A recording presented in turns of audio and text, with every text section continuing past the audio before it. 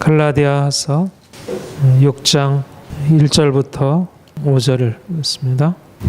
오늘은 42번째 강의가 되겠습니다. 그리스도의 법을 성취하라.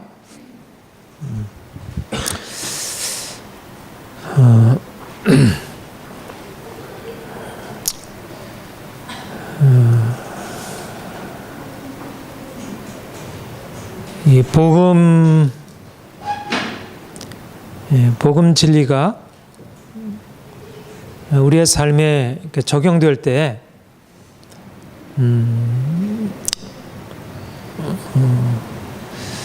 아주 실질적이고요. 또 구체적인 변화를 가져오고 또 그래서 특별히 우리가 이 세상 속에서 살아갈 때 강력한 능력으로 우리가 살아갈 수 있도록 우리가 더 복음 진리를 우리가 사모해야 할 것이고요. 또 하나님이 우리에게 더 분명하게 깨닫게 해주시기를 우리가 기도할 것입니다. 1절에 보면 형제들아 사람이 만일 무슨 범죄한 일이 드러나거든 신령한 너희는 온유한 심령으로 그러한 자를 바로잡고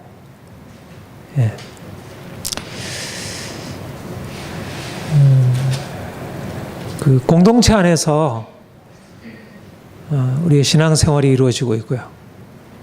또 우리 공동체 안에 하나님이 하시는 일을 우리가 보게 되고 또 공동체 안에서 우리가 온전하게 세워질 수 있는 것을 우리가 알게 되고 경험하게 됩니다. 그런데 여기 어떤 공동체 안에 일이 있는 것을 말하고 있느냐면 사람이 무슨 범죄한 일이 드러나거든 공동체 안에서 사실 우리가 주님의 이름으로 모이지만 다 온전하지 못하잖아요. 죄 사함 받았고 죄 씻음 받았지만 여전히 문제가 많고 그래서 우리 자신도 그렇게 문제를 보여주고 또 우리 다른 지체들에게 이제 그런 문제를 발견하게 되고요. 여기서 이제 범죄한 일이 드러난다고 할 때 그냥 연약한 정도가 아니고 어떤 결정적인 잘못, 그야말로 범죄로 할 수 있는 그런 일들을 이제 어떻게 처리를 해야 되는가 이렇게 권면하고 있습니다. 그런데 사람이 무슨 범죄한 일이 드러나거든 신령한 너희는 온유한 심령으로 바로잡으라. 그래서 신령한 너희라 그렇게 말을 하고 있습니다. 신령한 너희, 너희를 신령한 자라 이렇게 표현하는 것은 무슨 의미가 있을까요? 신령하다는 것. 우리는 이 신령하다는 말은 요즘에 잘 안 쓰죠. 신령하다는 말은 좀 약간 그 샤머니즘적인 약간 뒷기가 있는 그런 신령하다는 말을 요즘에 잘 안 쓰고요. 영적인 그렇게 그런 말을 쓰고 있는데 아무튼 스피리추얼하다, 영적이다, 우리를 영적이라 그렇게 얘기를 하고 있어요. 영적이라는 말이 무슨 말일까요? 스피리추얼하다.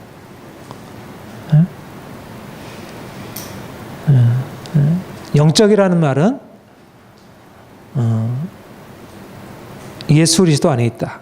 그런 의미로 이해할 수 있습니다.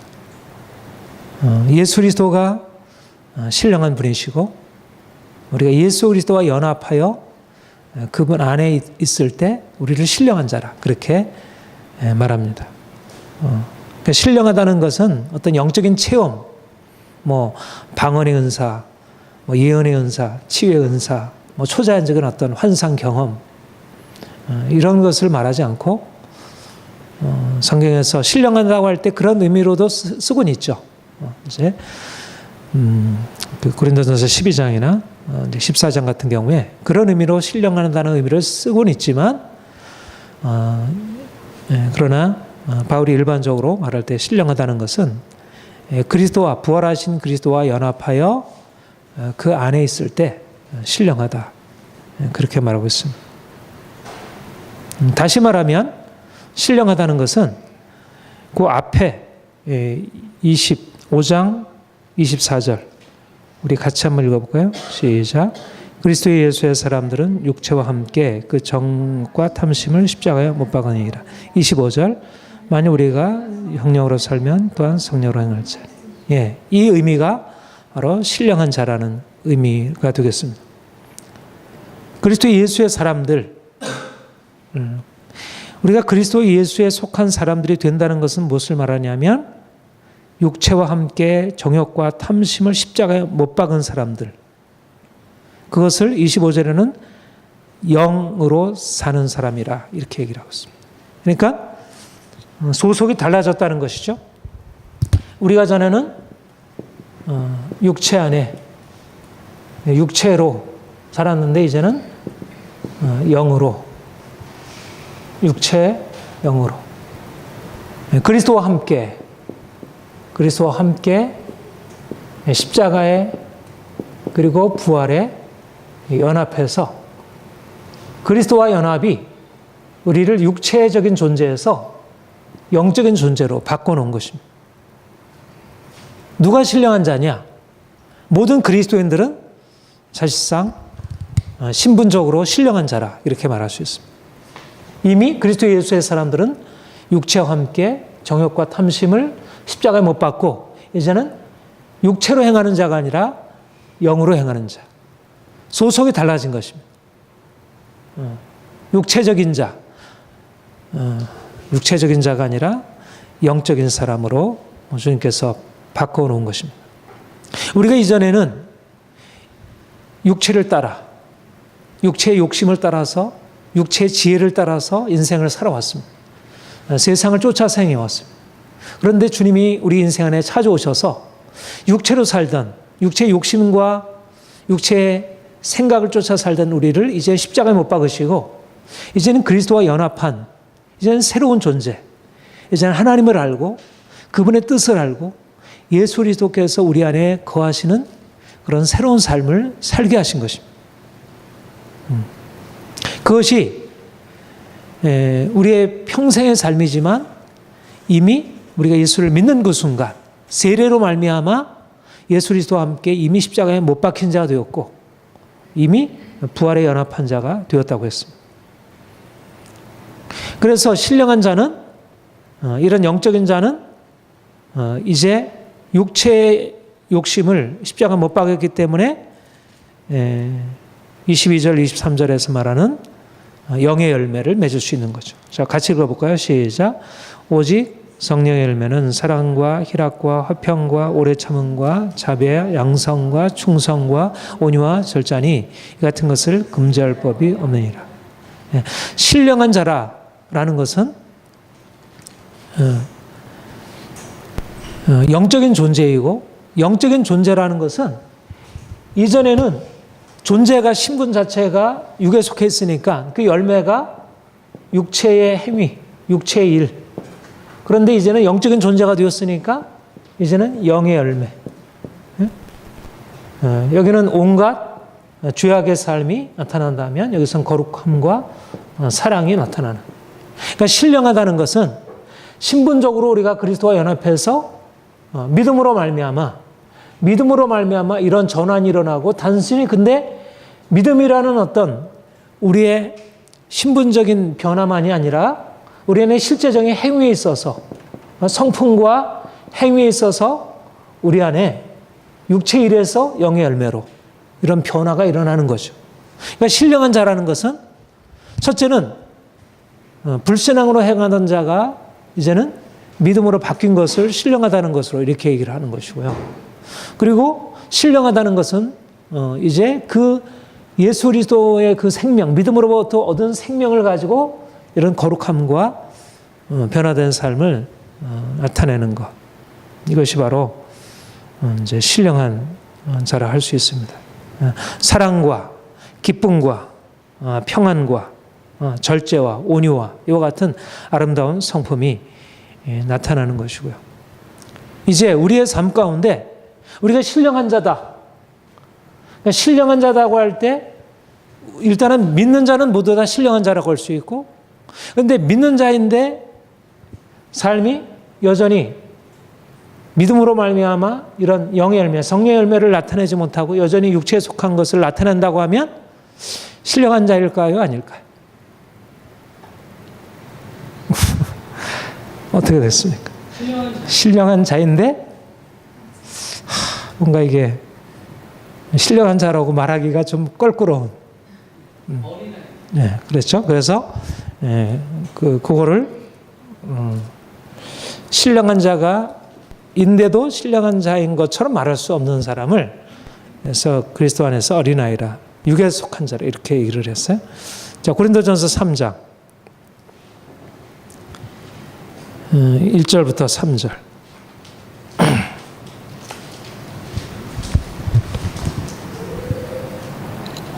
같이 읽죠. 시작.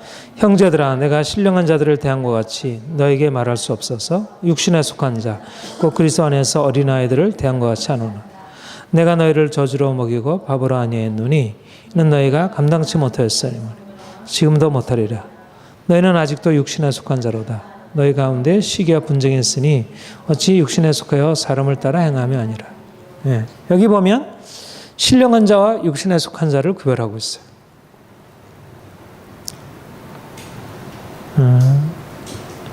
너희를 내가 신령한 자로 대할 수 없다.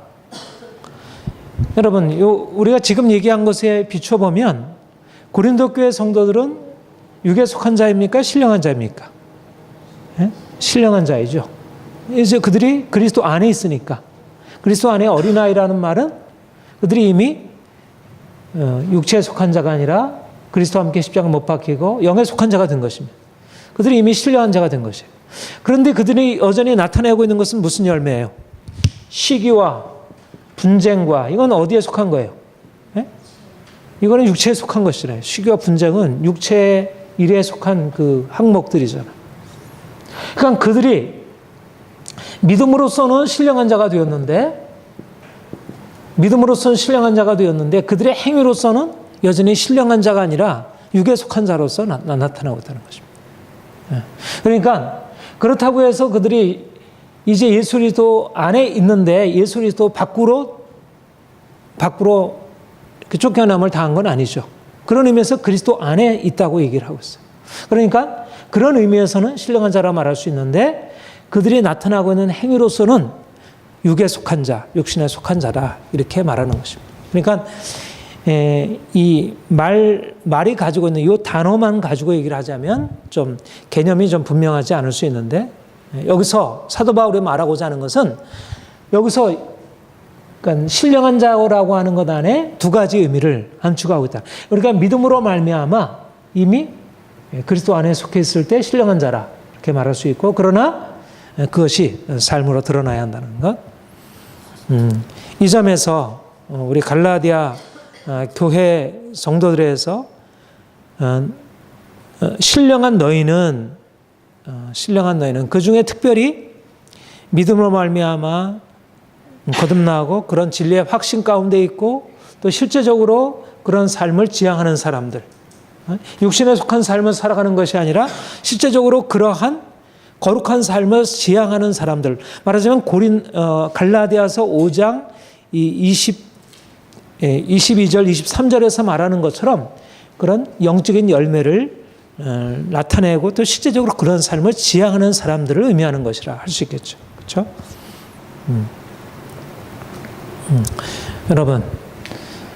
여러분들은 어떻습니까?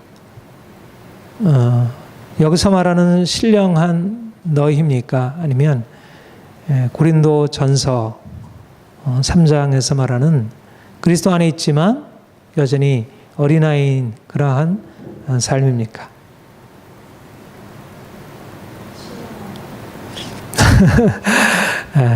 우리는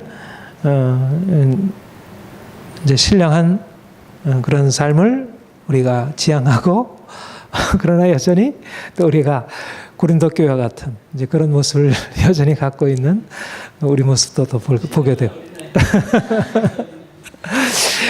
이게 뭐 애매하기도 하고, 아무튼 개념으로서는 분명하죠. 주님이 우리에게 신령하다고 할 때 그가 말씀하시죠. 어떨 때는 내가 너희를 신령하다 이렇게 말하지만 어떨 때는 너희가 좀 더 온전한 의미의 신령한 자가 되어라 이렇게 말씀하고 있습니다. 우리 갈라디아 본문으로 다시 돌아오면요. 여기서 신령한 너희는 온유한 심령으로 그러한 자를 바로잡으라. 그러니까 신령한 너희는 이러이러한 일을 해라. 신령한 너희로서 하야 할 일을 무엇이라 말하고 있어요? 범죄한 일이 드러났는데 그 범죄한 사람을 바로잡으라는 거죠. 그렇죠? 어떻게 신령한 자가 범죄한 자를 바로 잡는 그 일을 하라고 그렇게 명령을 받고 있을까요? 그것은 바로 신령하다고 하는 것은 가장 결정적인 열매가 사랑과 희락과, 신령하다고 하는 것, 신령한 너희의 가장 궁극적인 표현은 사랑인 거죠. 사랑. 그렇죠? 우리가 신령하다는 것은 내가 주님을 만나서 주님이 나를 사랑하신다는 사실을 경험한 거예요. 그렇죠? 내가 그리스도와 함께 십자가에 못 박혔다는 것은 나를 위하여 자기 몸을 버리신 그 아들을 믿는 믿음으로 살아가는 거예요. 그렇죠? 내가 주님과 함께 주님이 나를 위해서 죽으셨고 이제 내가 주님의 사랑을 받아서 내가 이제 새로운 삶을 살아가고 있다는 그런 믿음, 그런 믿음을 갖고 이제는 그 믿음 안에서 살아가는 거예요. 그리고 이제는 그 주님께서 주신 그 사랑의 경험이 우리를 주님이 주신 그 사랑으로 사랑하고 섬기도록. 그러니까 신령하다는 것은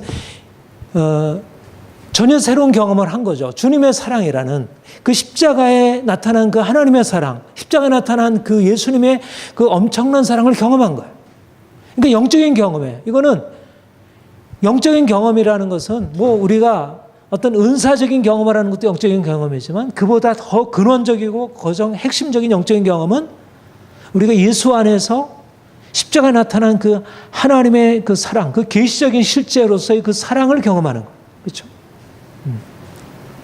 그리고 우리 안에 영적인 열매가 나타나는 것은 우리가 그 계시적인 실제로서의 하나님의 사랑을 경험했기 때문에 그 사랑이 우리 안에 심어지게 되고 그 사랑이 우리에게 나타나는 것입니다. 그러니까 믿음과 사랑이라는 것은 분리가 되지 않아요. 믿음과 우리의 어떤 믿음으로서 행위로서의 사랑이라는 건 분리된 게 아닙니다. 믿음으로 역사하는, 사랑으로 역사하는 믿음,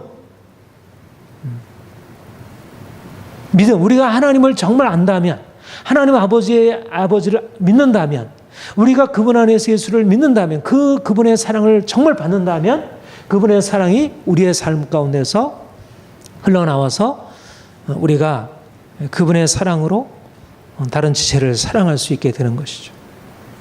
그러니까 신령한 너희는 범죄한 사람들이 있거든 그들을 바로잡으라. 왜냐하면 신령한 자에게는 하나님의 그 엄청난 사랑이 부어져 있기 때문에 육에 속한 사람은 인간적인 사랑으로서 사실은 범죄한 사람을 돕는다는 게 뭐 고통 가운데 있는 사람은 도울 수 있겠지만 사실 범죄한 사람을 돕는다는 것은 쉽지 않은 일이에요. 그렇죠? 근데 신령한 자는 하나님의 사랑이 어떤 사랑입니까? 우리가 아직 죄인 되었을 때 하나님이 우리가 아직 죄인 되었을 때 그리스도께서 우리를 위하여 죽으심으로 그 하나님의 엄청난 사랑을 우리에게 나타내신 것이죠. 죄인을 향한 하나님의 사랑. 그것이 바로 신령한 자가 경험하는 사랑의 경험입니다.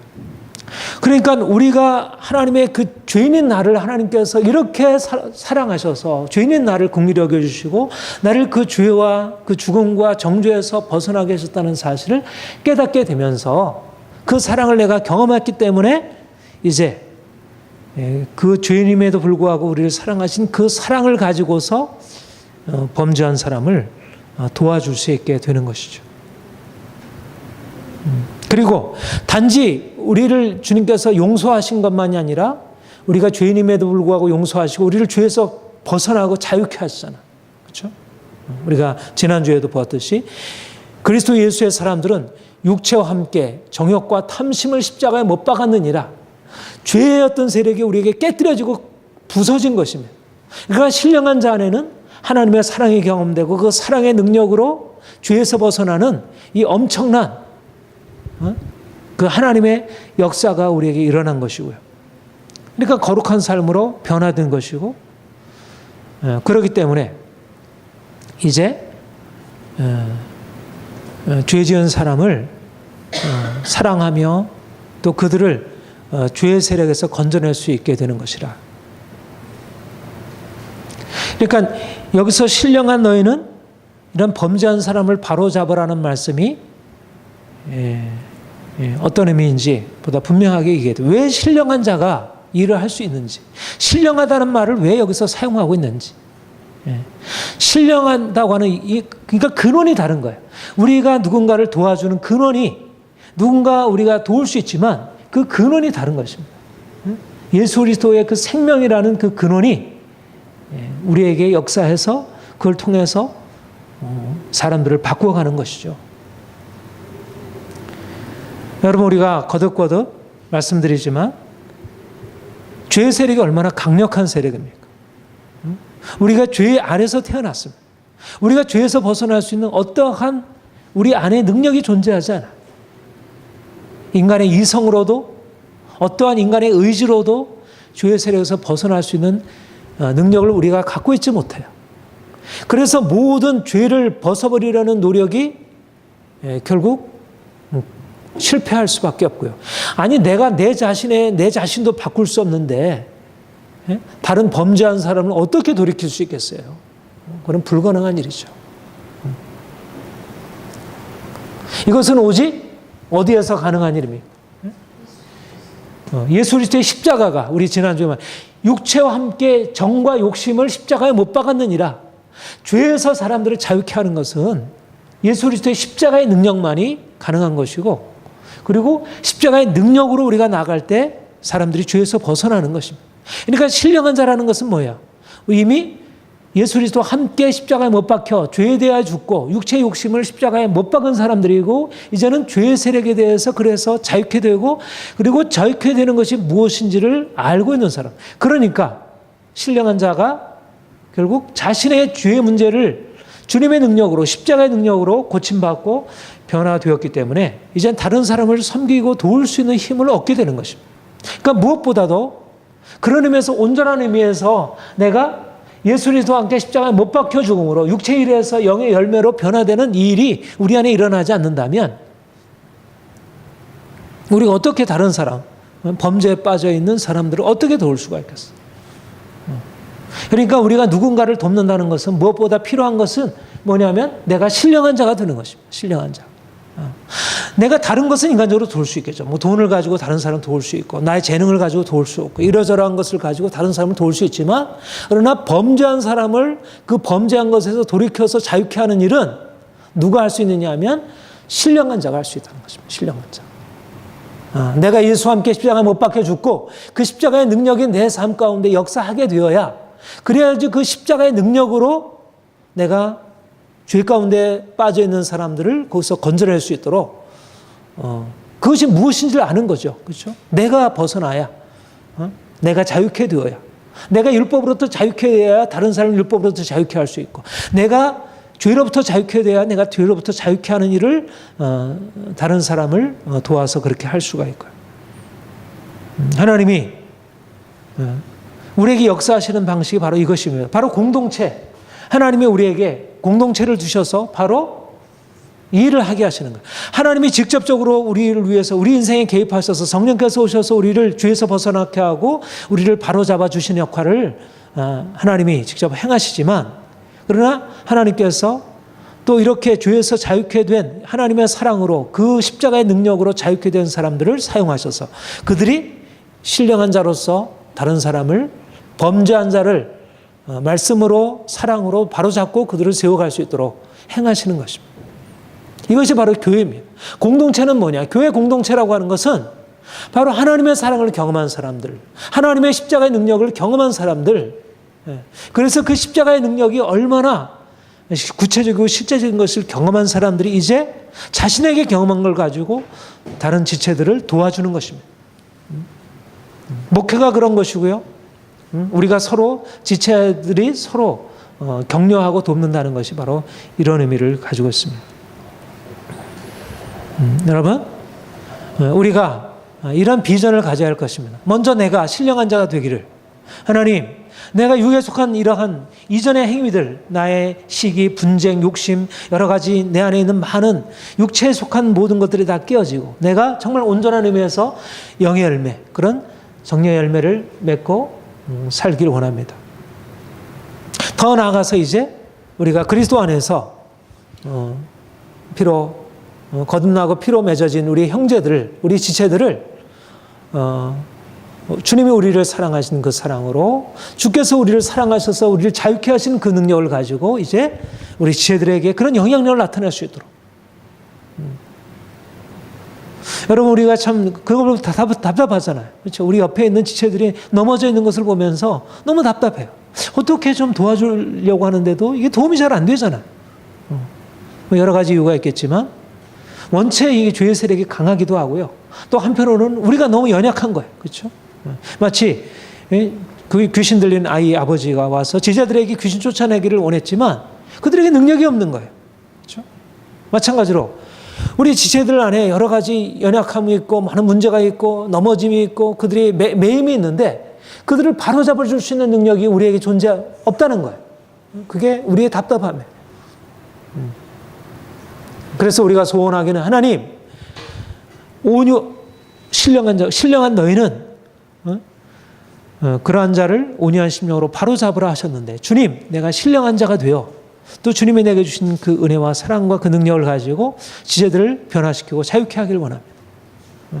우리가 이 일을 위해서 기도하고요. 우리 지체들이 정말 그 잘못된 것에서 문제 가운데서 벗어나 온전히 자유케 되고, 정말 우리 안에 그런 그 간절함과 소원이 있잖아요. 지체들이 물론 육체의 여러 가지 질병이나 현실적인 문제에서 벗어나는 것도 필요하지만 그보다 더 시급한 것이, 그보다 더 근본적인 것이 무엇입니까? 정말 주님과의 관계를 온전히 회복하고 정말 주님 만나서 그 죄의 묶임에서 벗어나서 주님 안에서 정말 자유로운 인생 살아가는 것, 그것만큼 귀한 일이 어디 있겠어요? 바로 주님이 우리에게 사랑하라 말씀하시는 것이 바로 이러한 것으로 그런 사랑의 삶을 살아가도록. 우리의 사랑이 가장 귀한 사랑이 무엇일까요? 바로 이것이 사랑이 아니겠어요? 우리가 물질적으로 돕는 것도 사랑이고 뭐 여러 가지 위로를 주는 것도 사랑이지만 무엇보다도 범죄에 빠져 있는 자, 다시 말해서 하나님과의 관계가 단절되고 문제가 생겨서 영적으로 지금 큰 위기 가운데 있는 봉착한 사람, 그 사람을 건져서 하나님을 만나게 하는 것, 이것이야말로 가장 큰 사랑이죠. 그렇죠? 우리가 이 일을 위하여 하나님께 기도할 일이고요. 그리고 사실은 하나님이 이미 우리 안에 그 일을 행하시고 있는 거예요. 그렇죠? 우리는 이미 예수와 함께 십자가에 못 박힌 자들이고 주의 역사가 우리 안에 영의 열매를 나타내도록 행하셨고 또 우리를 향해서 하나님이 그런 기대를 가지고 있는 것입니다. 우리가 서로 격려해서 지체들이 그렇게 세워지도록, 이게 하나님의 뜻이고요.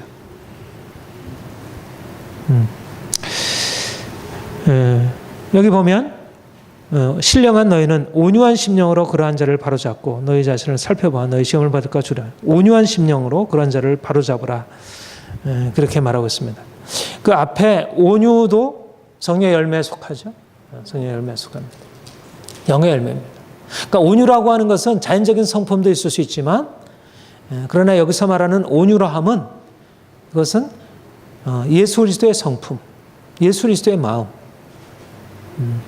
우리가 주님 만나서 십자가에 못 박혀 죽고 옛사람이 죽고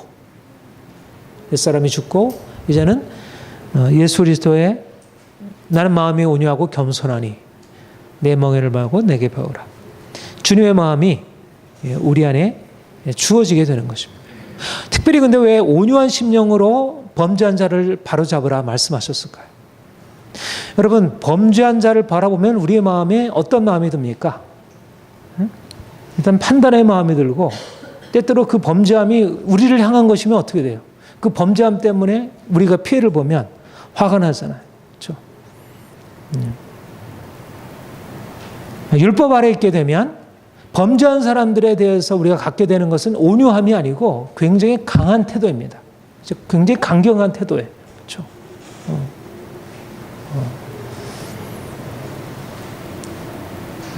온유함이라고 하는 것은 기본적으로 어떻게 우리가 부드럽게 상대방을 어떻게 보면 범죄했다고 하는 것은 뭔가 강한 깨뜨려야 할 무엇인가 존재하는 거잖아요. 그러니까 저도 뭐 그렇게 사실은 이 범죄하고 또 이렇게 강하고 고집 세고 이런 사람이나 이런 경우를 만나게 되면 내 마음에 들어가는 것은 같이 강해지는 거예요. 같이 강해져가지고 그걸 깨뜨려야겠다고 생각을 해요. 그렇죠? 그러니까는 보통 범죄한 것을 다루려고 하다 보면 같이 강해지게 돼요. 작년에 이제 우리 학교에 이제 그런 이러저러한 많은 문제가 일어나고 그런 문제를 이렇게 다루려고 하다 보니까 사람들이 다 강해지는 거예요. 다 그냥 목소리가 높여지고 혈기가 쓰여지고 그리고 서로 간에 하여튼 너무 이렇게 서로 비판적이고 그렇게 되면.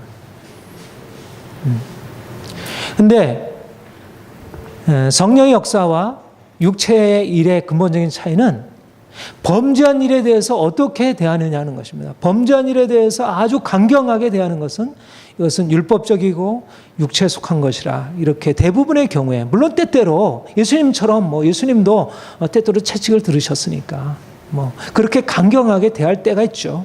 그럴 경우가 전혀 없진 않겠지만은 그러나 대부분 온유함이 영의 열매고요. 온유함으로 행한다는 것은 1차적으로 내가 하는 게 아니라 주님께서 하시는 것으로 맡겨드리는 것입니다. 결코 우리의 열심과 우리의 의지와 우리의 강한 어떤 대쉬를 가지고 범죄한 사람을 깨뜨릴 수 없는 것입니다. 우리 이성적인 설득으로도 안 되고 상대방에 대해서 크게 책망하고 나무라는 것으로서 사람을 바꿔주지 못한다는 것입니다.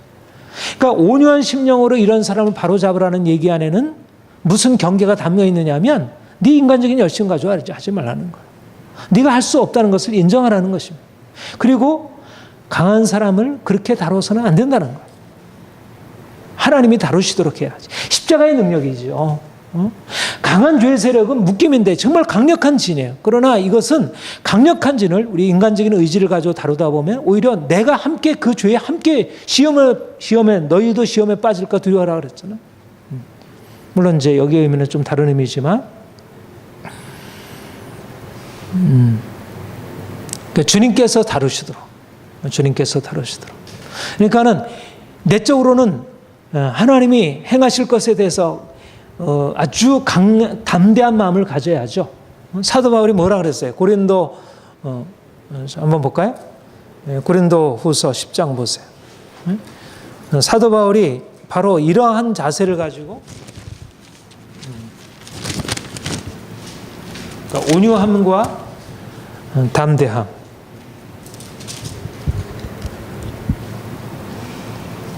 네. 10장 1절 2절 우리 같이 읽어볼까요? 시작. 너희를 대면하면 유순하고 떠나 있으면 너희에 대하여 담대한 바울은 이제 그리스도의 온유와 관용으로 친히 너희를 권하고 또한 우리를 육신을 따라 행하는 자로 여기는 자들에 대하여 내가 담대하게 대하는 것 같이 너희와 함께 있을 때 나로 하여금 이 담대한 태도로 대하지 않게 하기를 권하노라. 예. 그러니까 두 가지가 필요한 것입니다. 한편으로는 영적으로 담대한 자세가 필요한 거예요. 그냥 죄를 그냥 묵인하고 허용하고 그냥 거기에 대해서 아무런 심각한 위기의식도 느끼지 못하는 채 그냥 덮어주고 이런 것은 이거는 마치 그냥 지금 위기가 퍼져가는데도 거기에 대해서 아무런 대책을 세우지 않는 것과 같은 거예요. 범죄한 일이 일어났는데 그냥 부드럽게 그냥 좋은 식으로 그냥 덮어가면서 하는 것은 이거는 하나님의 마음이 아니죠. 그것 또한 인간적인 생각이에요. 유순한 것, 그냥 좋게 대하는 것, 좋은 게 좋은 것식으로 하는 것은 결코 믿음의 자세가 아닙니다. 여기 뭐라 그래? 내가 담대하게 됐다 그랬잖아요. 담대하게. 그러니까 강력하게 대한 것입니다. 그러니까 갈라디아서도 그렇잖아요. 갈라디아서가 유순하게 되었습니까? 다른 복음을 전하는 너희에게 저주를 받을 얼마나 이보다 더 강력한 말이 어디 있겠어요? 그러니까 죄에 대해서 결코 그냥 인간적으로 그냥 덮어주거나 그냥 허용하거나 묵인해주거나 그냥 받아주거나 이런 것을 의미하지 않아요. 그렇죠?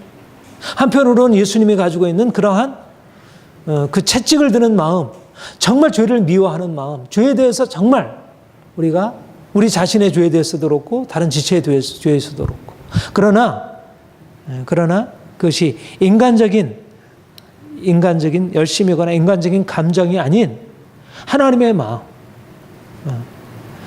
그런 아주 강한 태도 안에서도 부드럽고 상대방에 대해서 감싸는 사랑의 마음을 가지고, 그러니까 이것이 신령한 자가 아니면 할 수 없는 거죠. 우리가 육신에 있으면 이 양자가 같이 가기가 어려운 거예요.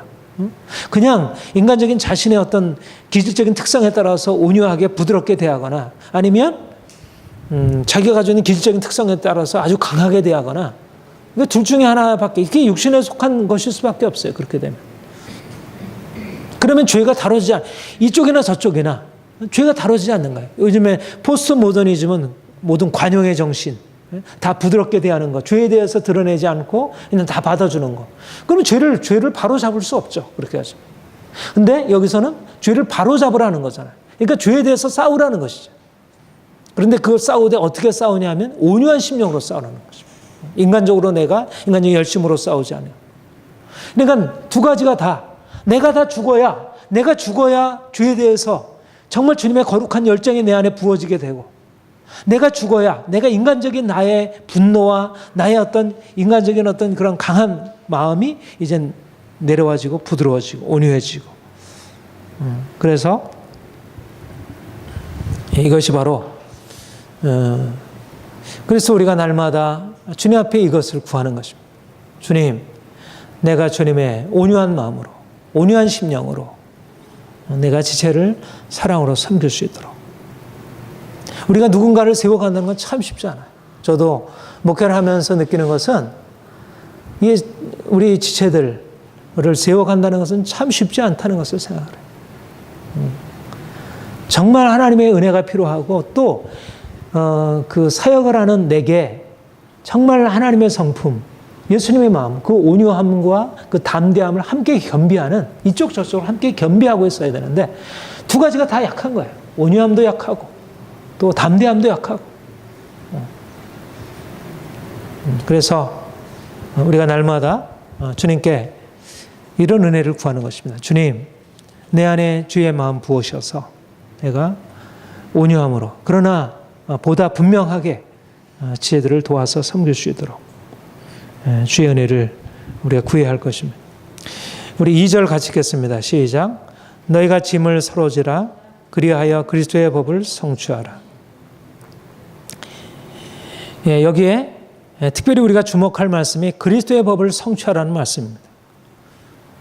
여러분, 그리스도의 법이라는 말이 여기 딱 한 번 나왔습니다. 그리스도의 법이라는 말이. 그리스도의 율법, 법이라는 말이나 율법이라는 말이나 다 같은 노머스라는 말이에요. 율법. 그리스도의 법, 그리스도의 율법이라는 말이 무엇일까? 그리스도의 법을 성취하라. 이 갈라디아서는 율법 문제가 핵심이라 그랬어요. 율법. 갈라디아서의 가장 기본적인 주제가 뭐라 그랬습니까? 율법에 대한 죽음이죠. 율법에 대한 죽음. 너희가 이제 율법에 대해서 십자가의 의미가 우리가 육체로 살지 아니하고 영으로 산다는 의미가, 이제는 우리가 율법에 대해서 어떻게 되었느냐? 우리가 이전에는 율법 아래 있었지만 이제는 율법에서 벗어나서 자유케 되었다. 자유. 이것이 바로 십자가의 의미.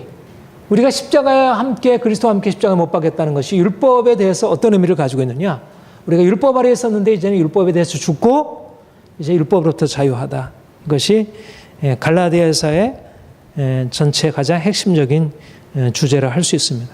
그런데 갈라디아서에서 율법에 대한 죽음, 율법으로부터의 자유가 핵심적인 갈라디아서의 주제이지만, 갈라디아서의 종속적이고 또 그것과 균형을 이루는 주제가 뭐냐면, 율법 아래에 있었던 우리가 이제는 율법에서 자유케 되어 이제 어디로 들어가게 되면 그리스도의 법 아래로 나아가게 되었고, 이전에 우리가 율법에 대해서 이제 살았지만 이제 율법에 대해 죽고 이제는 율법에 대해 죽었기 때문에 이제는 율법을 성취하게 되는 것으로. 율법에 대해서 죽고 율법을 성취하는 것으로. 그러니까 요 앞부분 율법 아래에 있었지만 이제는 자유하다. 율법으로부터 자유하다는 것만이 아니라 그리스도의 법 아래에 있고 그리스도의 율법을 성취하게 되었다는 것. 이것도 갈라디아 5, 6장에서 가지고 있는 하나의 부속적인 주제이고 이것도 사도 바울의 복음의 메시지에서 아주 중요한, 특별히 로마서 같은 경우에는 이 부분에 대한 강조점이 큰 것으로. 그러니까 우리 그리스도인들에게 있어서 이 두 가지 중심적인 이 율법과 복음의 관계에 있어서 첫 번째, 우리가 율법으로부터 자유하다는 것과 두 번째, 이제 율법에 대해서 죽고 율법을 성취하는 자가 되었다는 것. 이 두 가지 이 포커스, 율법과 복음의 관계에 대한 이 두 가지 포커스를 잘 이해를 해야 복음에 대해서 균형 있는 신앙생활을 할 수 있다는 것입니다.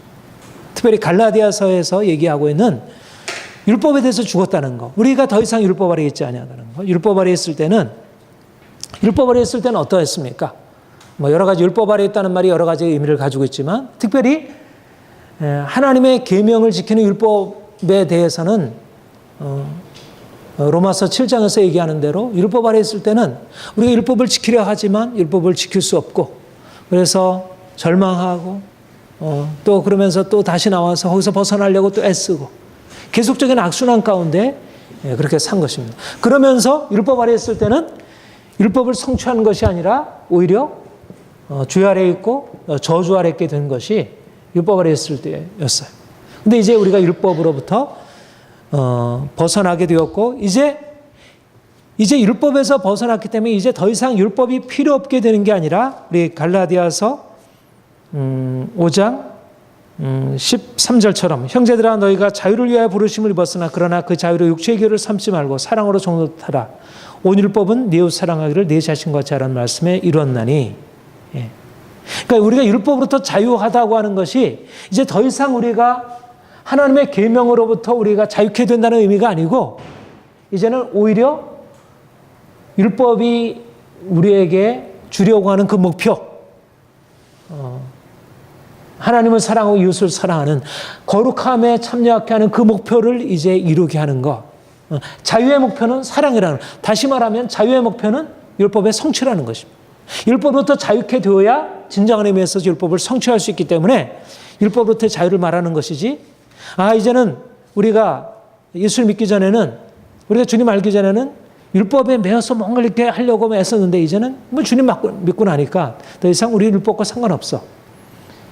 그런 의미가 아니라는 거죠. 그것은 율법에 대한 죽음, 율법에 대한 자유의 오해라는 것이죠. 이제는 우리가 율법 아래에 있지, 모세 율법 아래에 있지 아니하고 이제는 그리스도의 법 아래 존재하게 되었다는 것. 어떤 차이가 있을까요? 우리가 모세의 법 아래에 있을 때와 그리스도의 법 아래로 들어갔을 때의 차이는 무엇입니까? 우리가 계속 공부했듯이 모세의 법 아래에 있을 때는 우리가 실패하고 그래서 정죄로 무쇠하는 종의 영으로 살아갈 수밖에 없었던 것이죠. 그렇죠? 근데 이제 우리가 예수 안에서 성령 안에서 우리 안에 역사함으로 이젠 그리스도의 법 아래로 들어갔고 그리스도의 법 아래로 들어갔을 때 그 그리스도의 법은 어떤 것이 달라졌냐면 우리가 그 법을 통해서 우리가 좌절하고 절망하고 두려워하고 우리가 거기서 억눌려 지내는 게 아니라 오히려 그 그리스도의 법이 우리를 자유케 하고 우리가 그리스도의 법을 기뻐 우리가 순종하며 살아갈 수 있도록. 근본적인 차이는 우리가 종으로 행하느냐 아니면 우리가 기쁜 순종하는 아들로서 그 법을 대하느냐. 여기에 이제 차이가 있는 것이죠. 그러니까 예수 안에 있는 것이 차이가 뭐냐면 모세 율법 아래에서 이제는 그리스도의 법 아래로 들어갔다는. 근데 이게 그리스도의 법이라는 말은 그 법의 내용이 달라졌다는 의미도 약간은 포함이 되겠죠.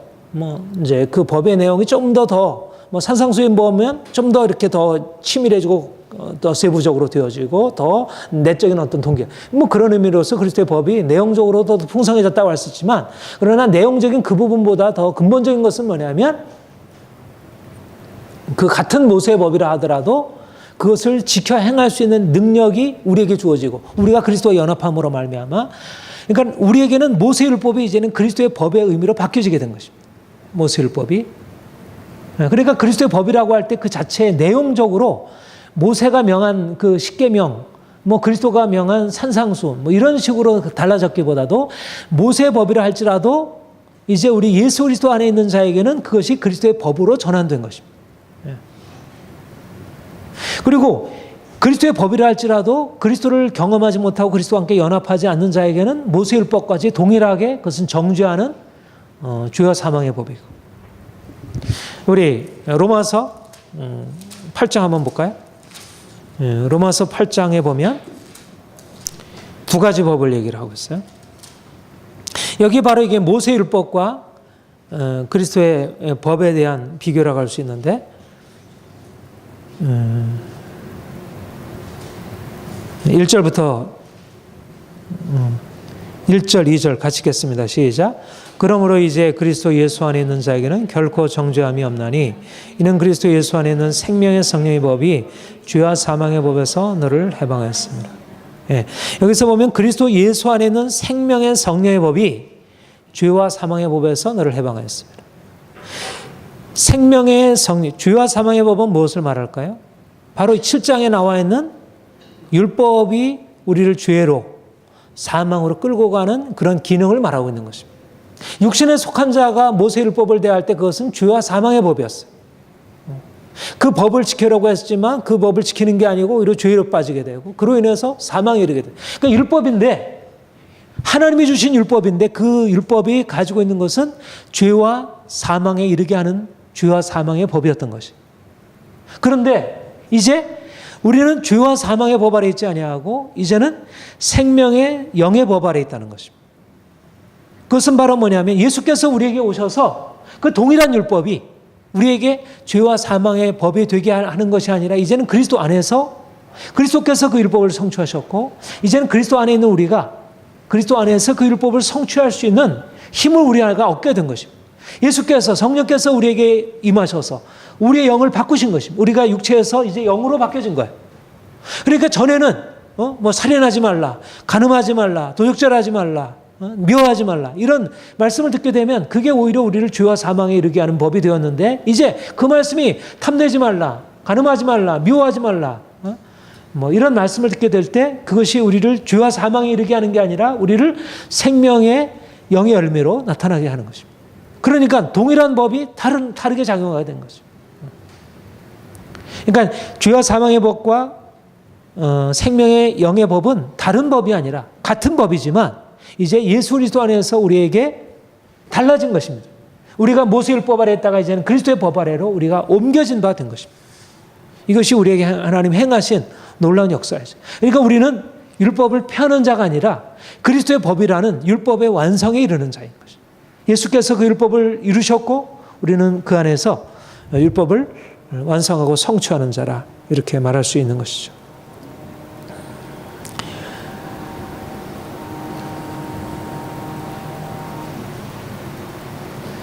그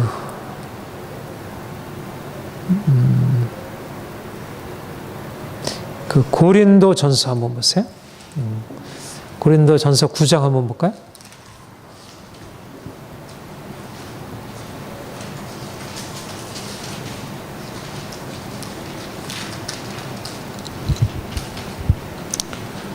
음. 19절부터 21절 같이 읽겠습니다. 시작. 유대인들의 내가 유대인과 주된 것은 19절부터 내가 모든 사람에게 자유로우나 스스로 모든 사람에게 종이 된 것은 더 많은 사람을 얻고자 함이라. 유대인들에게 내가 유대인과 주된 것은 유대인들을 얻고자 하며 율법 아래 있는 자들에게 내가 율법 아래 있지 아니하나 율법 아래 있는 자가 주된 것은 율법 아래 있는 자들을 얻고자 하며 율법 없는 자에게는 내가 하나님께는 율법 없는 자가 아니요 도리어 그리스도의 율법 아래 있는 자이나 율법 없는 자와 같이 된 것은 율법 없는 자를 얻고자 함이라. 여기 보면 사도 바울이 두 가지 사실을 얘기하고 있어요. 하나는 나는 율법 아래 있지 아니하다. 더 이상 모세 율법 아래 있지 아니하다고 얘기를 하고 있고요. 또 21절에 보면 내가 그렇게 율법이 없지만 이제 율법으로부터 자유케 되었지만 내가 하나님께는 율법 없는 자가 아니요 도리어 어떤 자? 그리스도의 율법 아래 있는 자이다. 그러니까 바울이 두 가지 의미를 얘기하는, 하나는 율법부터 자유하다는 사실을 얘기하고 있고요. 또 하나는 내가 율법 없는 자가 아니고 이방인과 같이 율법 없는 자가 아니라 율법을 폐기하고 마음대로 행하는 자가 아니라 이제는 그리스도의 율법 아래 있는 자이다. 그러니까 이 두 가지 사실이 다 이해가 되어야 진정한 의미에서 우리가 복음적인 균형 잡혀 있는 신앙생활을 할 수 있다는 거죠. 율법을 지켜 행하기 위해서 율법 아래 속한 율법에 종사하는 삶을 사는 것도 온전치 못한, 자유하며 그것도 온전치 못한 것이고, 율법으로서 자유하다고 하면서 자기 마음대로 자기 욕심대로 행하고 율법 없는 자처럼 행하는 것도 그것도 문제예요. 그러니까 주님이 우리에게 요구하시는 것은 율법으로부터 자유한 자로서 그리스도의 법을 성취하는, 그리고 진정한 의미에서 율법으로부터 자유한 자만이 그리스도의 법을 이루어갈 수 있는 것이죠.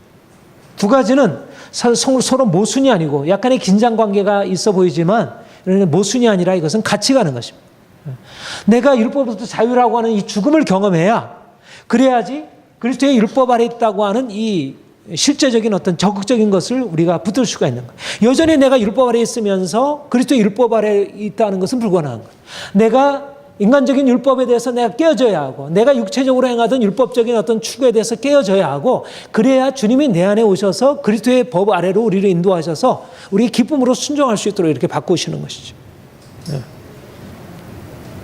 이것이 바로 주님이 우리에게 허락하신 은혜이고, 우리가 더 온전한 의미로 이렇게 나아가는 것입니다. 그리스도의 법의 핵심은 무엇이죠? 그리스도의 법의 핵심은 사랑입니다. 너희가 짐을 서로 지라, 그리하여 그리스도의 법을 성취하라. 그 앞에 구절, 사랑으로 13절, 5장 13절에 보면 사랑으로 서로 종노더라. 온율법은 내 이웃 사랑하기를 내시한 것이라는 말씀에서 이뤘나니. 그러니까 그리스도의 법, 그리스도께서 오셔서 율법을 총괄적으로 요약하시고 우리에게 그 핵심을 말씀하신 것은 하나님 사랑하고 그리고 이웃을 사랑하라. 율법의 대강령이면서 바로 예수님이 율법의 그 대강령을 그의 사역을 통해서, 그의 삶을 통해서 이루신 것입니다. 그래서 우리가 주님을 믿음으로 말미암아 이제 우리에게 나타나는 것은 뭐냐면, 우리가 그리스도의 법을 성취하게 되고 그 주님께서 우리에게 향해서 그렇게 행하셨듯이 사랑으로 종노릇하는, 이제 내 자신을 위해서 사는 삶이 아니라 이제 다른 사람을 위해서 사는, 루터의 그 유명한 논문 그리스도인의 자유라는 그런 논문이 있습니다. 그 그리스도인의 자유라는 논문에 바로 두 가지 주제를 다루고 있는 거예요. 첫 번째는 우리가 만물의 주이다. 그것은 바로 믿음. 우리가 믿음으로 말미암아 율법으로부터 자유하다는 것을 말하고 있고요. 그다음에 두 번째 주제는 우리가 자유한 자로서 이제 종이, 만물의 종이 되어서 종노하는, 예수님이 우리를 섬기셨듯이 그렇게 종노함을 살아가는 것. 이것이 바로 그리스도인의 자유가 가지고 있는 의미라, 이렇게 얘기를 했는데 바로 가장 적절한 의미가 되겠습니다. 그러니까 우리가 이제 율법으로부터 자유케 돼서 자유다. 자유라고 하는 것이 가지고 있는 목표가 뭐냐면 자유의 그 목표는 사랑, 그리스도의 법을 성취하는. 이제 자유한 자로서 자유는 사랑하기 위한 자유, 사랑하기 위한 자유. 그러니까 우리가 주님 안에서 우리가 이제까지 묶여 있었던 그 율법 아래에서의 그 고통스러운 것에서 벗어나서 이제는 자유다. 나는 좋아. 나는 편안해. 그런데 이제 거기에 편안함에 머물지 않고 이제는 그 자유를 가지고 사랑으로 종노릇하는. 그러니까 종에서 자유케 되고 이제는 자유자로서 이제 종이 되는 그것이 주님이 우리를 해서 가신 뜻이고, 이제 주님이 우리에게 오셔서 이제 우리 안에 계시다는 증거, 두 가지 증거예요. 하나는 우리가 주님 안에서 자유케 된 것입니다. 주님 안에서 더 이상 묶이지 않고 주님 안에서 자유하고 하나님 앞에 감사하고. 이게 첫 번째 증거이고, 두 번째 증거는 내가 정말 주님 안에서 자유하다고 하면 이제는 사랑으로 종노하는 삶을 살아가는 거죠. 그리스도의 법을 성취하는 것입니다. 서로 짐을 지고 살아가는 것입니다. 내가 예수를 만나서 이 두 가지 증거가 함께 오는 것입니다. 자유라고 하는 것이 있어야 그 다음에 사랑으로 종노하는 삶으로 들어갈 수 있는 것이죠. 자유라고 하는 것은 결국 주님을 만나기 위한 필수적인 과정이에요. 내가 깨어지고 내가 이제 안에 붙들고 있던 거 내려놓고 이제 주님이 내 안에 찾아오시도록 나를 내어드림이고, 그리고 이제 주님이 내 안에 들어오셨다면 이제 내가 이제까지 살던 삶에서 이제 벗어나서 이제는 다른 사람을 섬기는 삶으로 주님께서 우리를 인도하시는 것입니다. 그러니까 바로 여기서 얘기하는 대로 앞에서 얘기하는 게 뭐예요? 금방 우리가 6장 1절에 얘기하는 대로 만약 무슨 범죄한 일이든, 형제 사람이 무슨 범죄한 일이 드러나거든, 주님이 우리를 구속하신 이후에 우리를 인도하시는 것은 모든 것이 평안하고 모든 것이 만족한 인생이 아니고 문제 많은 곳으로 인도하는 거죠. 범죄한 일, 우리가 범죄한 사람과 이렇게 만나서 그들을 붙들고 씨름하는 게 그게 즐거운 일이겠습니까? 즐거운 일이 아니죠. 그렇죠? 가능하면 그런 문제 없는 그런 사람들, 가깝고 좋고 우리에게 편안함을 줄 수 있는 그런 사람들 만나는 게 좋은 거잖아요. 근데 범죄한 일이 되면 그런 사람을 바로잡으라는 거예요. 이게 이게 인간적으로 생각하면 그렇게 편안한 일이 아니죠. 그런데 주님이 우리를 이러한 범죄한 사람들, 그들 스스로 죄의 묶임에서 벗어날 수 없는 그런 사람들에게 인도하여 그들을 섬기고 그들을 돕고 그들을 세우도록, 이것이 하나님이 주신 이 특권입니다. 주님이 그렇게 사시고, 이거는 말하자면 주님이 사신 삶에 우리를 동참시키는 거예요. 루터가 생각해, 우리가 작은 그리스도가 되는 거예요. 이웃에 대하여 우리가 작은 그리스도가 되는 것입니다. 그리스도께서 우리를 향해서 그렇게 우리의 짐을 대신 짊어지신 것처럼 이제 우리도 다른 사람의 짐을 짊어지는 인생을 살아가는 거죠.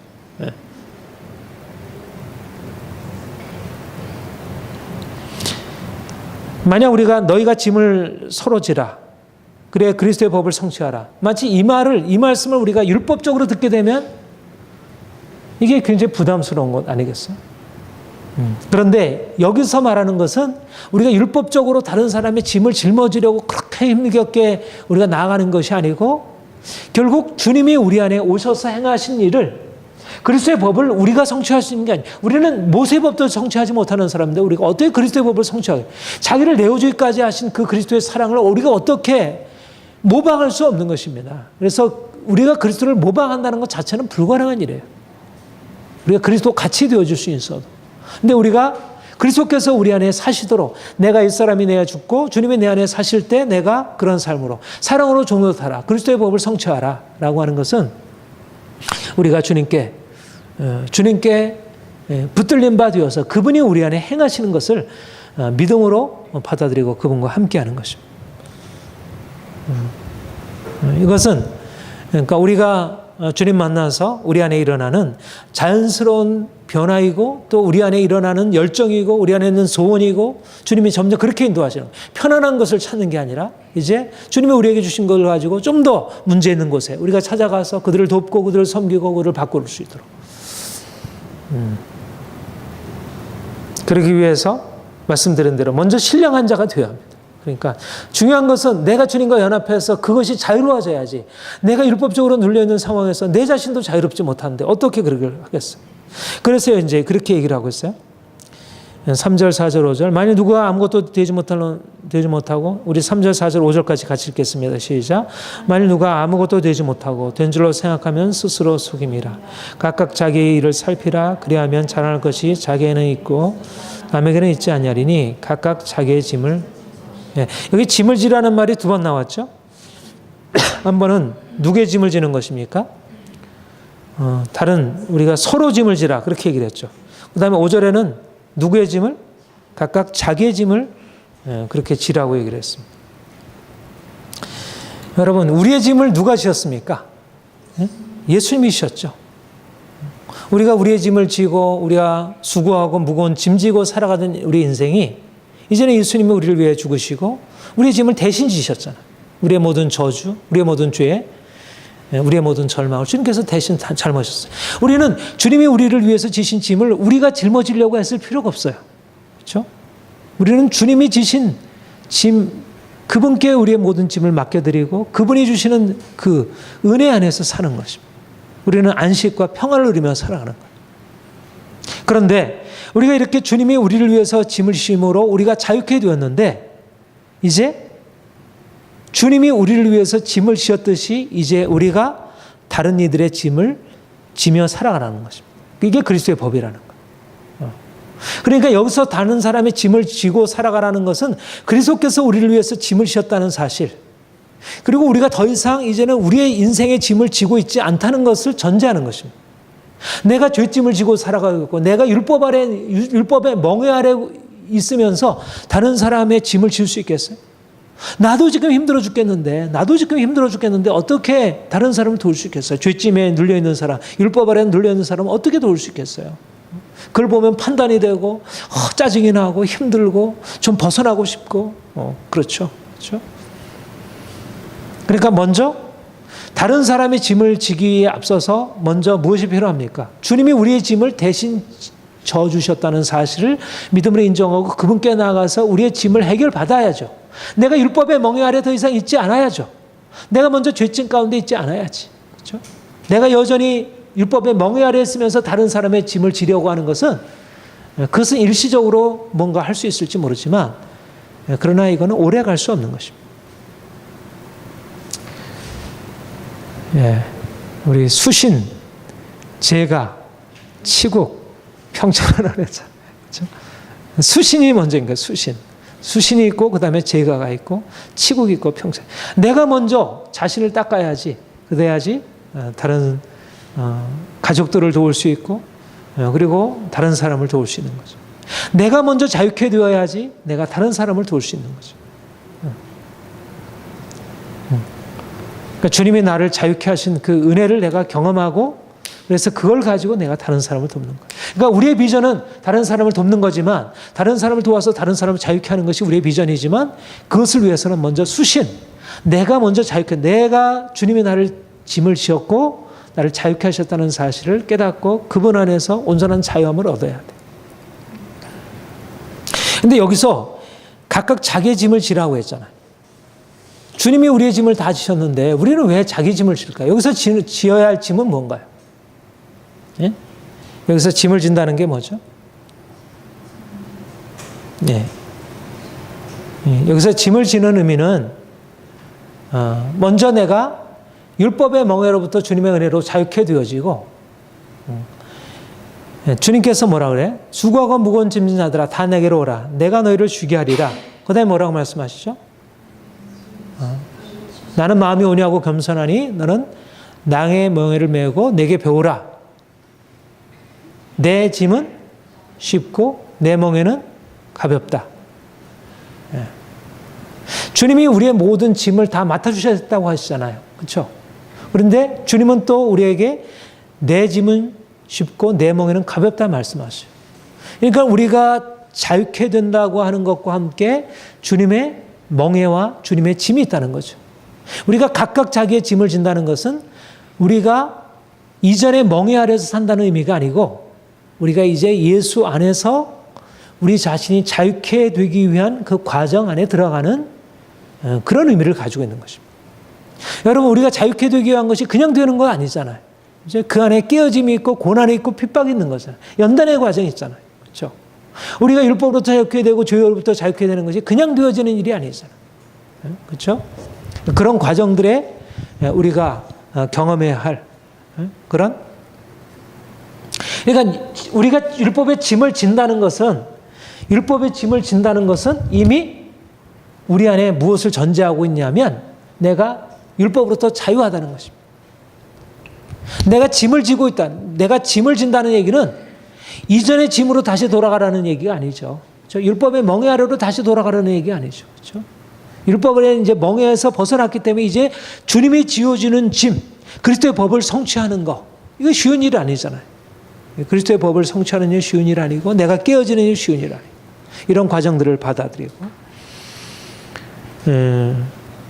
율법 아래 있는 자들은 주님이 깨뜨려가는 그런 고난의 과정들을 밟지 못하고요. 그걸 받아들이기 어렵습니다. 그러나 우리는 이미 율법으로부터 자유케 되었고, 우리가 더 이상 그 멍에 아래 있지 않기 때문에 주님이 우리에게 짊어지시는 그런 멍에들, 그런 짐을 기꺼이 짊어지면서, 그 짐을 짊어지면서 이게 더 자유케 되는 거예요. 이전의 멍에들은 우리가 점점 그 안에 매이는 것이었다면, 이제 주님 안에서 동일한 짐이라 하더라도 이전의 짐들은 다 나를 누르는 것이었는데, 이제는 주님 안에서 짊어지니까 그것이 힘들지가 않은 거예요. 감사한 일이고, 기쁜 일이고, 그걸 통해서 더 자유케 되고, 그리고 그 더 자유케 되니까 이제 내 짐뿐만 아니라 다른 사람의 짐을 짊어질 수 있는 힘이 생기는 거죠. 내가 짐을 짊어져 봐야 또 다른 사람의 짐을 짊어질 수 있는 힘이 생기는 거죠. 그러니까 여러분 이렇게 생각하셔야 되죠. 그러니까 먼저 주님이 우리의 짐을 짊어지셨다는 거. 그래서 우리가 더 이상 멍에를 하지 아니하고 우리가 짐을 지고 수고할 필요가 없다는 거. 이게 첫 번째 은혜의 사실이죠. 이게 우리의 짐을 지고 다른 사람의 짐을 짊어지기 위한 첫 번째 준비 과정이고 전제예요. 기본적인 전제예요.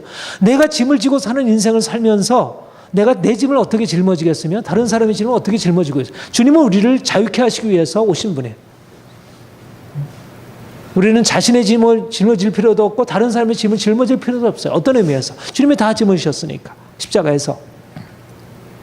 그런데 이제 주님께서 우리의 짐을 짊어지시고 자유케 하셨는데, 그 자유케 하는 과정 안에 우리가 우리의 짐을 짊어지는 그런 훈련의 과정이 필요하다는 것입니다. 그래서 우리가 주님이 우리를 위해서 짊어졌다는 것을 믿음으로 주님께서 허락하시는 우리의 멍에 짐을 짊어지고 온전한 자유함으로 들어가는 거예요. 그러니까 인생에 고난이 있는 거죠. 인생에 고난이 있고 싸움이 있고 씨름이 있고, 그러나 그 짐이 이전의 멍에와 같이 우리를 얽어매는 게 아니라 그 짐을 짊어지면 더 가볍고 더 자유롭게 되고, 내 멍에는 쉽고 내 짐은 가볍다 말씀하는 거예요. 그렇게 돼서 우리가 그 주님께서 짊어주시는 그 짐을 짊어지고 우리가 자유케 되는 그 과정 안으로 더 나가면 나갈수록 이제는 어떤 힘이 생깁니까? 주님께서 주신 은혜를 가지고 다른 사람의 짐을 짊어지고 서로 짐을 짊어지면서 다른 사람을 자유케 하는 일을 행할 수 있는 거죠. 이게 주님이 우리를 그분의 사랑으로 구속하시 그 목적이고, 우리가 그 과정 안에 들어가 있는 것입니다. 사랑하는 성도 여러분, 주님이 우리에게 이제 신령한 자로서, 이제 더 이상 육체 아래 살지 아니하고 이제 영으로 사는 자로, 이제는 영적으로 신령한 자로서 가장 특징적인 것이 사랑으로, 신령한 자의 가장 특징적인 열매는 사랑인 것입니다. 그래서 이제 주님께서 주시는 은혜를 가지고 이제는 연약한 자, 범죄한 자, 문제 가운데 있는 사람들을 사랑으로 섬기고 도울 수 있도록 우리에게 그런 은혜를 주었고, 우리가 그 일을 감당하는 것입니다. 그리스도의 법, 우리가 율법 아래 있지 아니하고 이제는 그리스도의 법 아래 있는 자라 되었습니다. 율법 아래 있을 때는 우리 인생이 너무나 힘들고 불가능한 이상을 쫓아가지만 도달하지 못하고 우리가 늘 눌림으로 살아갈 수밖에 없었고, 그러나 이제는 그리스도의 법 아래 들어가서 우리의 기쁨으로 순종하고 그리스도께서 그렇게 행하신 것처럼 우리가 그 온전한 삶을 살아갈 수 있도록 우리가 그렇게 되어지게 되고, 그리스도의 법, 그가 우리를 위하여 사랑으로 종노릇하셨듯이 이제는 우리가 사랑으로 종노릇하는 삶을 살고 다른 사람의 짐을 짊어지고 그들을 변화시키는 것입니다. 우리가 우리 자신의 짐을 주님이 짊어졌고, 그래서 우리가 주님 안에서 자유로우면서 이제는 주님이 허락하시는 그런 훈련의 과정을 받아들이고 이것을 통해서 다른 사람을 섬기고 자유롭게 하는 이 귀한 은혜가 우리에게 주어졌습니다. 우리 더 온전한 의미에서 주님 안의 자유를 경험하고 사랑으로 종노릇하는 그리스도의 법을 성취하는 여러분들이 되기를 바랍니다. 기도하겠습니다. 주님, 서로 짐을 지으라 그리스도의 법을 성취하라 말씀하신 대로 우리가 주께서 우리의 짐을 대신 져주셨듯이 우리가 지체들의 짐을 대신 질 수 있는 그리하여 그리스도의 법을 성취하는 삶을 살게 하옵소서.